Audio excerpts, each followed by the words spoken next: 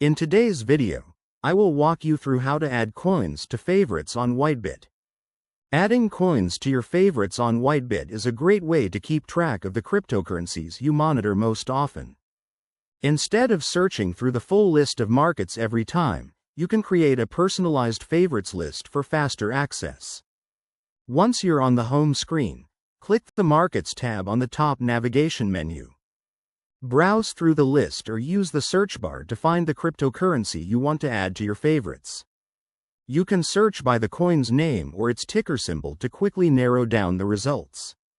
Once you've located the coin or trading pair, look for the star icon next to its name. Click the star icon to mark it as a favorite.